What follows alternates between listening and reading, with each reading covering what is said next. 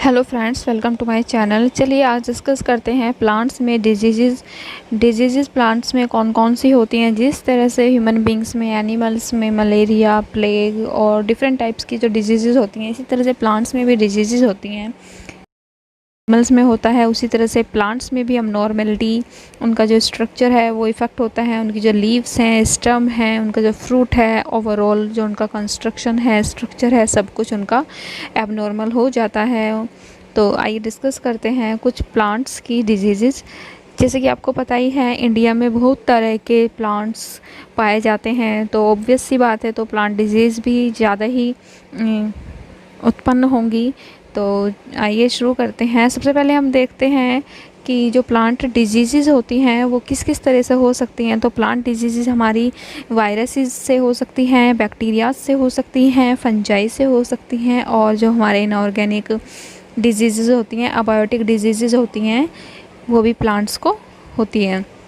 तो सबसे पहले हम डिस्कस कर देंगे वायरसेस से कौन कौन सी डिजीज़ होती हैं। तो सबसे जो फेमस डिजीज़ है वायरस से होने वाली, वो है हमारा टोबैको मोज़ेक डिजीज़, जो कि प्लांट्स में होती है, तंबाकू के प्लांट में होती है, टोबैको प्लांट्स में होती है। और ये जिस वायरस की वजह से होती है उसको हम टोबैको मोज़ेक वायरस कहते हैं, TMV इसको शॉर्ट में कहते हैं। इस डिज़ीज़ में क्या होता है, जो पौधे की जो पत्तियां होती हैं, लीव्स होती हैं, वो श्रिंक हो जाती हैं, सिकुड़ जाती हैं, और इसके साथ साथ जो पत्तियां हैं वो छोटी हो जाती हैं, और जो पत्तियों में क्लोरोफिल प्रेजेंट होता है वो ख़त्म हो जाता है।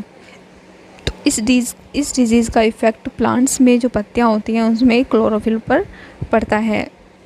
अब जिस प्लांट में ये डिज़ीज़ हो जाती है, उस प्लांट को अगर बाकी के प्लांट से काट कर हम अलग कर दें या फिर जला दें, तो बाकी का जो प्लांट है वो इफ़ेक्ट नहीं होता है। तो इसलिए हम उसको काट देना चाहिए या फिर अलग कर देना चाहिए, जला देना चाहिए, या फिर कोई ऐसे जो पेस्टिसाइड्स होते हैं उनका यूज़ कर देना चाहिए। तो ये है हमारे टोबैको मोज़ेक डिज़ीज़, जिसमें आप प्लांट्स में देख सकते हैं कि किस तरह से प्लांट की जो लीव्स हैं वो इफ़ेक्ट होती हैं।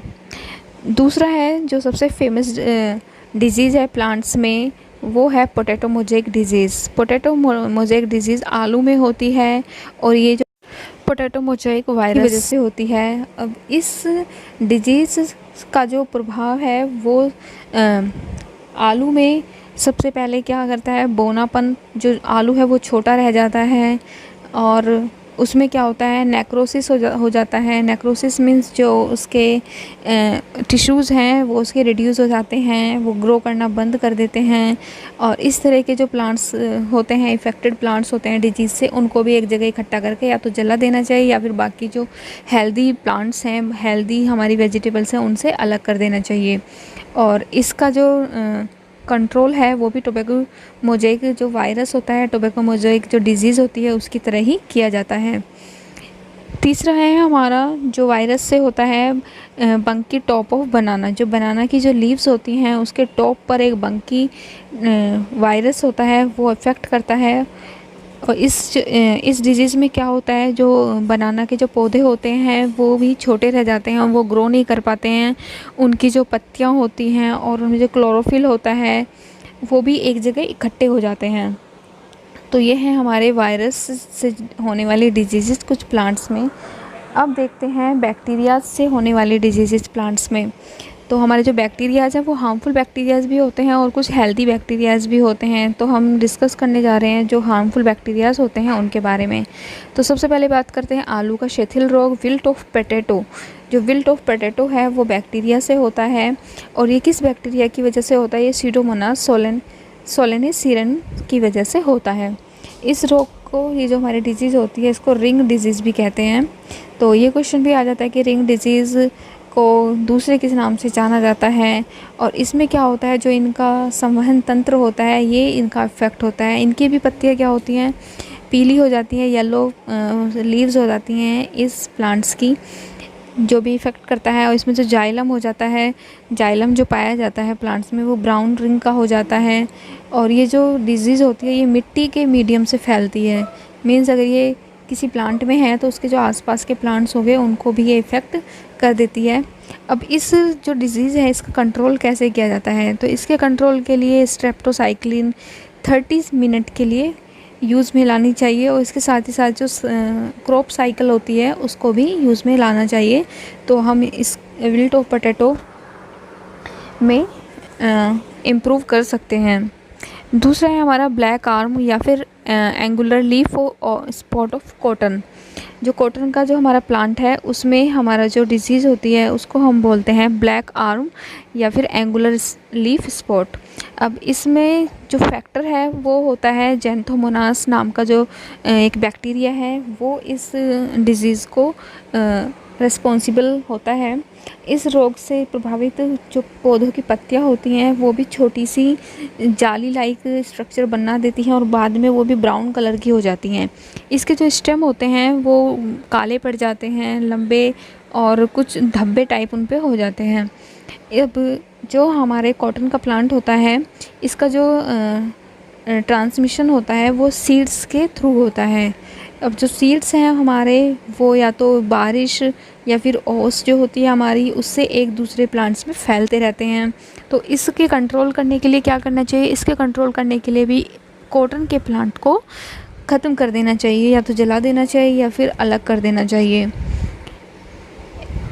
जो हमारा ब्लैक आर्म या angular leaf spot of cotton नाम की जो डिज़ीज़ है, इसके कंट्रोल के लिए इसके बीजों में हम क्या करते हैं, एग्रोसोन सी या फिर सेरोसोन 2.5 मिलीग्राम से इनको प्योरीफाई करते हैं। नेक्स्ट हमारी जो डिज़ीज़ है बैक्टीरिया से जो होती है वो है बैक्टीरियल ब्लाइट ऑफ राइस। ये राइस में पाई जाती है और इसको नाम दिया जाता है बैक्टीरियल ब्लाइट। अब इस डिज़ीज़ का जो फैक्टर है जो इसको कोज करता है वो है जेंथोमोनास ओरिजी। ये एक बैक्टीरिया है जो कि कोज करता है। अब इस जो डिज़ीज़ है इससे जो इफ़ेक्टेड प्लांट्स होते हैं इनकी पत्तियों में एक तरफ या फिर दोनों तरफ पीला या फिर हरे रंग का स्पॉट्स दिखाई देता है। अब ये जो स्पॉट्स है ये पीली होकर भूरी किनारी वाली पत्ती जो होती है ये ऊपर से मुरझाने लगती हैं, और इसका जो ट्रांसमिशन है, इसका जो इन्फेक्शन है ये भी सीड्स के थ्रू ही होता है। इसके कंट्रोल करने के लिए हम क्या कर सकते हैं? इसके कंट्रोल करने के लिए हम बीजों को 12 घंटे के लिए 12 आवर्स के लिए एग्रोमाइसिन का जो हमारा सॉल्यूशन होता है 0.025% का, और उसके साथ साथ 0.05% सेरोसोन का जो सॉल्यूशन है उसमें रखना चाहिए। इसके बाद उन्हें 50 डिग्री या फिर 54 डिग्री सेल्सियस का जो हॉट वाटर होता है उसमें 30 मिनट के लिए रखना चाहिए। इससे क्या होता है, इसमें जो 90% तक इसके कंट्रोल जो है वो पॉसिबल हो जाता है। नेक्स्ट बात करते हैं साइट्रस कैंकर की। तो साइट्रस कैंकर का जो फैक्टर है जो रिस्पॉन्सिबल होता है वो जेंथोमोनास सिट्री नाम का एक बैक्टीरिया है जो इसको कोज करता है। और ये जो डिज़ीज़ है हमारे, ये जो नींबू का जो प्रोडक्शन है उसके लिए बहुत ही ज़्यादा मेजर प्रॉब्लम क्रिएट करता है। इस डिज़ीज़ के से क्या होता है, जो पौधे की पत्तियां होती हैं और उनकी जो स्टेम्स होती हैं, उनके जो फ्रूट्स होते हैं, सभी कुछ इफ़ेक्टेड होते हैं। पूरा प्लांट्स इससे इफ़ेक्टेड होता है। इसकी जो पत्तियां होती हैं उन पर छोटे गोल और भूरे रंग के जो निशान हैं वो बनने लगते हैं। अब इसके कंट्रोल के लिए हम क्या कर सकते हैं? इसके कंट्रोल के लिए हम पहले 1% बोर्डिएक्स मिक्सचर का छिड़काव कर सकते हैं हम प्लांट्स के ऊपर।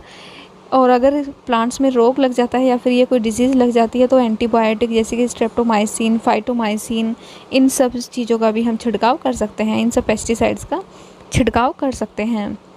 नेक्स्ट बात करते हैं हम गेहूं का टुंडू डिज़ीज़ या फिर गेहूं में जो टुंडू डिज़ीज़ होती है वीट में, इसका जो फैक्टर है, रिस्पॉन्सिबल जो फैक्टर होता है वो है कोरोनोबैक्टीरियम इंडिबायोटिकम नाम का एक बैक्टीरिया है जो इस बीमारी को कोज करता है।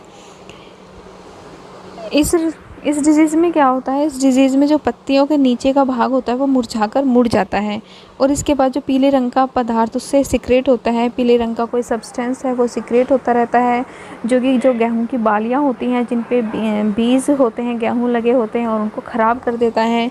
अब इस रोग में क्या होता है, जो गेहूँ का पौधा है वो छोटा हो जाता है।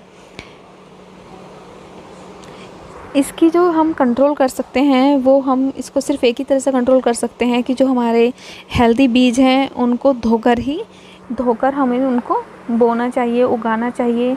तो ये थे कुछ प्लांट्स में वायरसेस और बैक्टीरिया से होने वाली डिजीज़ेज़। उम्मीद करती हूँ आपके काम आएंगी और चलिए फिर मिलती हूँ नेक्स्ट टॉपिक के साथ नेक्स्ट वीडियो में। इसका नेक्स्ट पार्ट हम लोग डिस्कस करेंगे। तब तक keep watching and thank you for watching and bye bye.